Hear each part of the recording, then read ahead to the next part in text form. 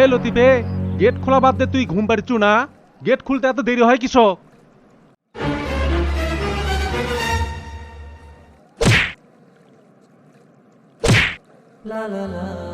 কাম বাদ দিয়ে খালি ফাঁকি বাজি। আর একদিন যদি তোর ইনকা দেরি হয় তাহলে কিন্তু আমি বড় সারো কয়ে দেবো।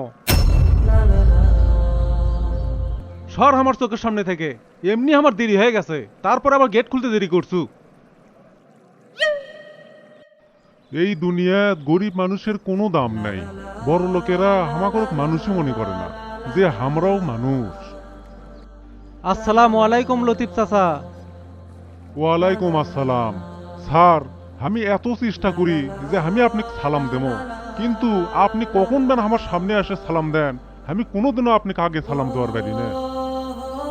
আরে চাচা, এটা হলে আপনি এত ভাবিচ্ছেন কিসব? সালাম একজন দিলেই হলো। তা চাচা, আপনি শরীর ভালো আছে? আপনি বাড়ির সগলি ক্যাঙ্কা আছে? আলহামদুলিল্লাহ আছি স্যার, ভালোই আছি। তা স্যার, আপনি কেঙ্কা আছেন? আলহামদুলিল্লাহ, আমিও ভালো আছি। তা চাচা, আপনি কাজকে আমি একটা কথা কয়ে দিই। আপনি হামাক কোনোদিনও সার করে কবেন না। আমি আপনার ব্যাটার লাগান, আপনি হামাক নাম ধরে ডাকতে পারেন। না না স্যার, তাই কোনোদিন হয়? আপনারা হচ্ছেন এই অফিসের কর্মকর্তা, আর আমি এই অফিসের ছোট একজন কর্মচারী। এই কথা যদি আমাকে বড় স্যার শোনে, তাহলে তো আমার চাকরি থাকবি না স্যার। আচ্ছা চাচা, থাকেন। আজকের মতো যাই, কালকে আবার দেখা হবে। আজকের ডিউটিটা আমার পছন্দ হলো। দারোয়ান দারোয়ানের মতো থাকবো। কে রে, তোর গেট পাহারা দেওয়া বাদ দিয়ে তোর ভিতরে কি কাম? হ্যাঁ স্যার, আর কোনোদিন আমার ভুল হবি না। আপনি ভিতরে যান। সোজা আঙ্গুলে কাম না হলে আঙ্গুল আনা ব্যাঁকা করাই লাগে। এগুলো লোকক সাহেস্তা করার জন্য এটাই হচ্ছে এক নাম্বার ওষুধ।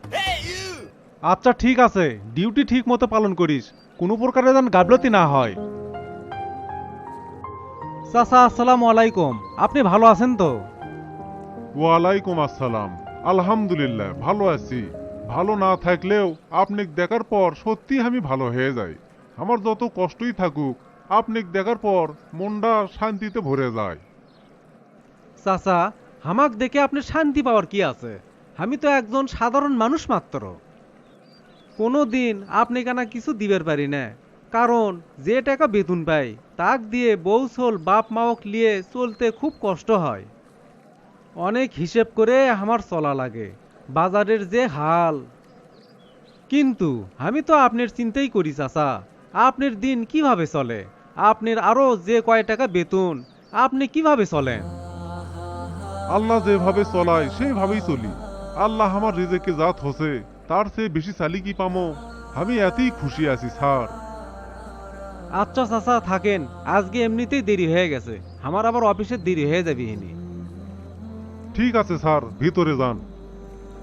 আরে রফিক ভাই, তুমি কি কোম্পানির জন্য জান দেওয়া নাকি? তোমার কাজ শেষ হয়নি, বাড়ির যাবা না? কাজ শেষ হয়নি ভাই, আর অল্পেনও সময় লাগবে। তোমরা যাও, আমি পরে আসিচ্ছি। তুমি তো জানোই এক সপ্তাহের জন্য অফিস ছুটি দিয়েছে। তুমি তাড়াতাড়ি বাড়াও, সগলি কিন্তু চলে গেছে। আচ্ছা আচ্ছা ঠিক আছে, তুমি যাও, আমি 5 মিনিটের মধ্যে চলে আসতেছি। এই কাজগুলো যদি শেষ করে না যায়, পরে আসে আমারই তো করা লাগবে। ঠিক আছে রফিক ভাই, তুমি দেরি করো না, আমি চলে গেলাম। যাক বাবা, আমার কাম শেষ হলো। এখন বাড়ির যাই। অফিসত কেউ নাই, সব একবারে ফাঁকা। আমি অফিসত একলাই আছি, তাড়াতাড়ি যাওয়া লাগবি। ওদিকে বউ আবার তাকে আছে। কি ব্যাপার? দরজা দেখিচ্ছি বাইরে থেকে লেগে গেছে। আমি এখন বার হমো কেমনে? বাইরে কেউ আছেন? আমার দরজা বাইরে থেকে বন্ধ হয়ে গেছে। কেউ আনা দরজা খুলে দেন, আমি বাড়ির যাবো। হায় হায় রে, সারা রাত এটি আমি কেমনে থাকবো? আল্লাহ, আপনি দরজাটা খোলার ব্যবস্থা করে দেন। আমার তো সেই ভয় লাগিচ্ছে আল্লাহ। এদিকে অফিস তো ছুটি হয়ে গেছে 1 সপ্তাহের জন্যে। আমি এটি 1 সপ্তাহ না খেয়ে কেমনে থাকবো? আল্লাহ, আপনি আমাকে বাঁচান আল্লাহ। কি ব্যাপার? আজকে কুমার রফিক স্যার এখনো অফিস থেকে বের হলো না। একে একে তো সগলি বের হয়ে গেল, কিন্তু স্যার তো একবারের জন্যও বের হয়নি। দেখি আর কিছুক্ষণ, ভিতরে যদি কোনো কাজ করে থাকে। না, এতক্ষণ তো স্যারের দেরি হওয়ার কথা লয়। আর কিছুক্ষণ দেখি। 1 ঘন্টা পার হয়ে গেল, তাও কুমা স্যার ভিতর থেকে বাড়ালো না। না, এত তো দেরি হওয়ার কথা লয়, দেখি একবার ভিতরে যায় সমস্যাটা কি হলো। কি ব্যাপার দারোয়ান চাচা, আপনি এটি আমার রুমের দরজানা বাইরে থেকে বন্ধ আসলো, খুললো কেমনে? আর আপনি কিভাবে ভিতরে আসলেন? ঘরের দরজা বাইরে থেকে লক করা, কিন্তু তালা দেওয়া নাই। আমি লক খুলে ভিতরে ঢুকনো। চাচা, আপনি তো সদর দরজার তালা দিয়েই চলে যান, ভিতরে আসলেন কৃষক? স্যার, আপনি ছাড়া এই অফিসের কেউ আমাক মানুষ মনে করে না। ভিতরে আসার সাথে আপনার এই কথার অর্থ আমি তো বুঝতে পারলাম না। এই কথার অর্থ হচ্ছে, প্রতিদিন আপনি অফিসে ঢোকার সময় আমাক সালাম দিয়ে ঢোকেন, আবার অফিসের থেকে বের হওয়ার সময় আমাক সালাম দিয়েই বের হয়ে যান। আজকে সকালবেলাও আপনি আমাক সালাম দিয়েই ভিতরে ঢুকছেন, কিন্তু স্যার বের হওয়ার সময় পার হয়ে যাচ্ছে, তাও আপনি বাড়াচ্ছেন না। ওই জন্যে আমি ভিতরে ঢুকছি। আমি আপনার জন্য বাইরে অনেকক্ষণ ধরে অপেক্ষা করছি, কিন্তু স্যার আপনি বার হচ্ছেন না। ওই জন্যে আমি ভিতরে ঢুকে দেখার জন্য আসলাম আপনার সমস্যা কি। চাচা, আপনি অসংখ্য ধন্যবাদ। আপনি যে আমার কত বড় উপকার করলেন, আল্লাহ আপনি নেক হায়াত দান করুক। স্যার, সত্যি কথা কি, প্রতিদিন আপনার মুখের সালাম শোনার জন্যে আমি বসে থাকি। তার কারণ আপনার এই ব্যবহার আমাক মনে করে দেয় যে আমি একজন মানুষ। আপনার মতো মানুষের জন্যে এইটুকু কাজ করে আমার তো খুবই ভালো লাগছে স্যার। এই অফিসের কেউ আমার সাথে হাসি মুখে কথা কয় না, সগলি আমার সাথে কুকুরের মতো ব্যবহার করে। স্যার, আপনার ব্যবহারে আমি সন্তুষ্ট। আল্লাহ আপনি যথেষ্ট পরিমাণ ভালোবাসবেন।